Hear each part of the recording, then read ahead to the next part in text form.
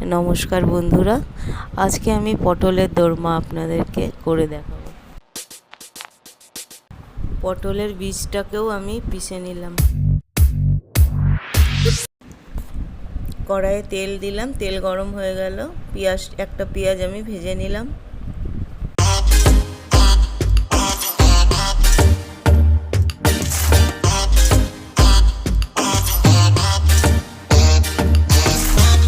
একটু হলুদ দিলাম, নুন দিলাম, তারপরে আদা রসুনের পেস্টটাকে দিলাম, দিয়ে ভালো করে নেড়ে ওই ছোলার ডালটা আর পটলের বিচিটাকে আমি বেটে রেখেছিলাম এইটাকে দিয়ে ভালো করে নেড়ে শুকনা করে নামিয়ে নিলাম।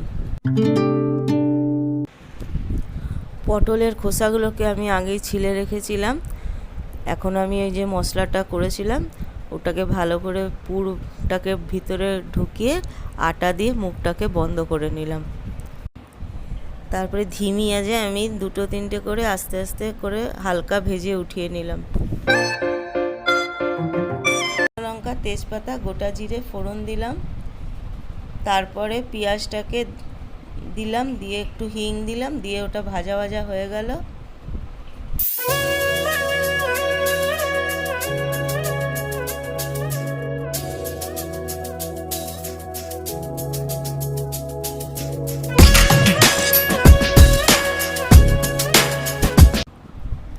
হয়ে গেল। এখন আমি আদা, রসুন, লঙ্কা, শুকনো লঙ্কা, জিরে গুঁড়ো, ধনে গুঁড়ো, টমেটো, নুন, হলুদ সব পেস্ট এর মধ্যে দিয়ে ভালো করে কষিয়ে নেব।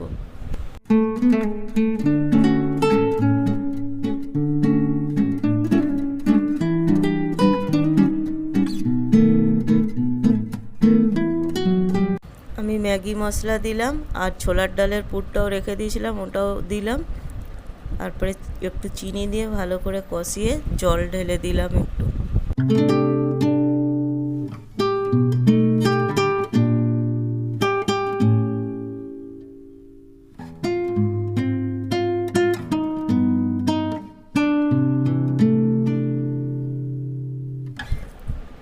ঝোলটা ফুটে গেল, পটলগুলোকে আমি দিয়ে দিলাম, দিয়ে ধিমি আঁচে আমি ঢেকে বসিয়ে দিলাম।